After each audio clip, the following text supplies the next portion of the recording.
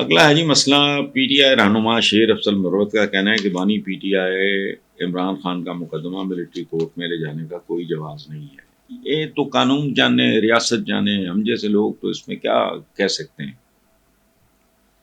تو باقی وعدہ معاف ہوا تو مسعود محمود بھی تھا ذوالفقار علی بھٹو کے کیس میں۔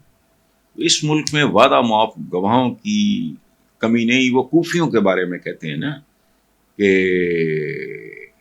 ہمارے دل حسین کے ساتھ لیکن تلواریں یزید کے ساتھ ہیں۔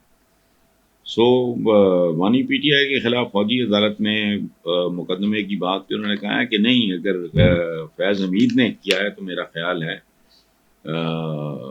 ان کے ساتھ پوری طرح سارٹ آؤٹ کیا جائے اگر مناسب ثبوت ہیں اور یہ ہے وہ ہے وغیرہ۔ لیکن بہرحال میں سمجھتا ہوں کہ اس سے کیوس اور کمپلیکیشن میں مزید اضافہ ہوگا ملک کو۔ یہ مقامی چیف نے بڑی خوبصورت بات کی ہے کہ نفرتوں تک نہ لے کے جائے، شاید قبائلی جنگ نہ بنائے۔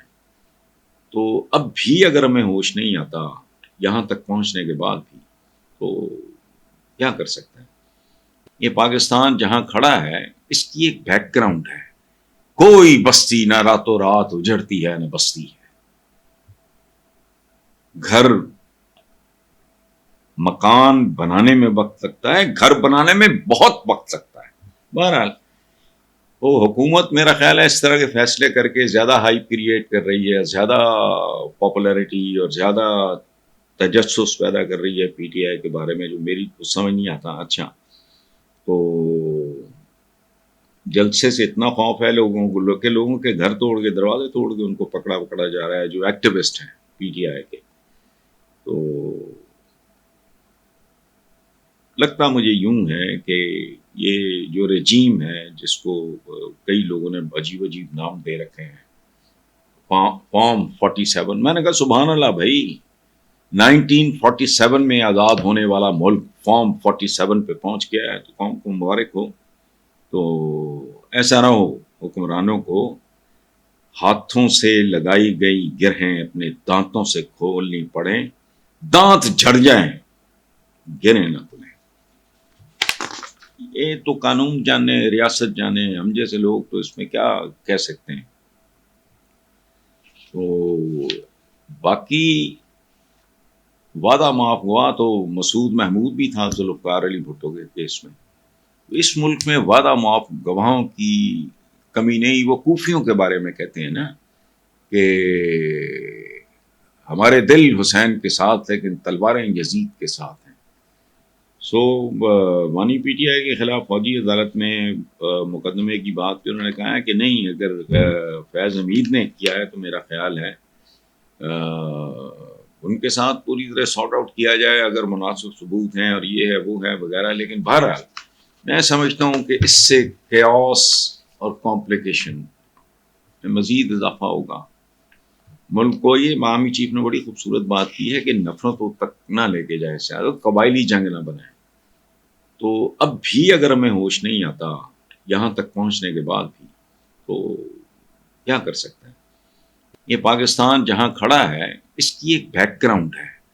کوئی بستی نہ راتوں رات اجڑتی ہے نہ بستی ہے۔ گھر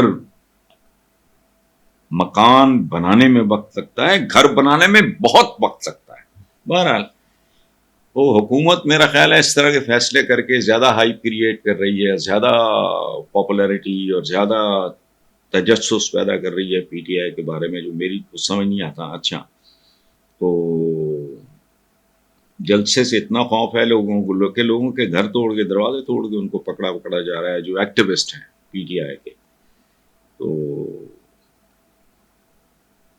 لگتا مجھے یوں ہے کہ یہ جو رجیم ہے جس کو کئی لوگوں نے عجیب عجیب نام دے رکھے ہیں، فارم 47، میں نے کہا سبحان اللہ بھائی، 1947 میں آزاد ہونے والا ملک فارم 47 پہ پہنچ گیا ہے، تو قوم کو مبارک ہو۔